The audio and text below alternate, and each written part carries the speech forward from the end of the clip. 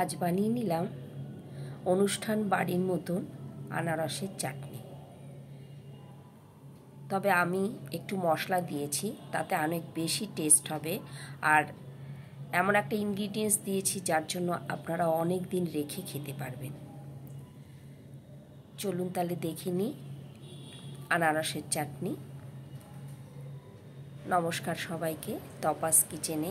বন্ধুরা, এই সময় বাজারে প্রচুর আনারস পাওয়া যাচ্ছে, সেই জন্য আনারসের চাটনি তৈরি করলাম, যাতে আমরা বাড়িতে তৈরি করে অনেক দিন রেখেও দিতে পারি, যখন খুশি এটা খেতে পারবো।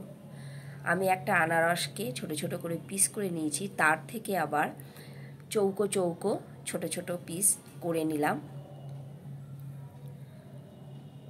পুরো আনারসটা আমি কেটে নিয়েছি। আমার এখানে 500 গ্রাম মতন হয়েছে।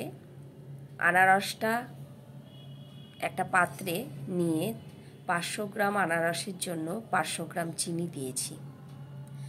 জলের প্রয়োগ এতে একেবারেই করব না। চিনিটা আস্তে আস্তে মেল্ট হয়ে যাবে। তারপর যখন রসে পরিণত হবে, এটাকে ফুটিয়ে নিতে হবে প্রায় 15 মিনিট মতন মিডিয়াম ফ্লেমে। আমি 2টো দারচিনি দিয়ে দিলাম ফ্লেভারটা ভালো হওয়ার জন্য। 15 মিনিট পুরো ফুটিয়ে নিলাম। এবার এতে দেওয়ার জন্য একটা মশলা করে নিচ্ছি।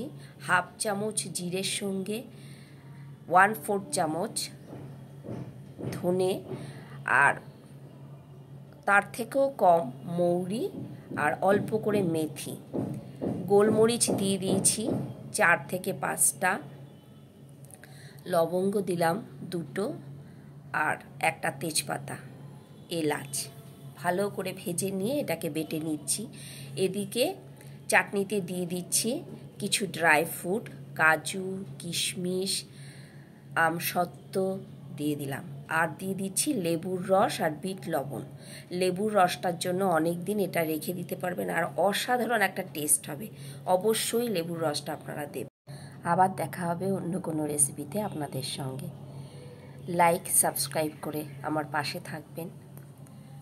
চলি, সবাই সুস্থ থাকবেন, ভালো থাকবেন।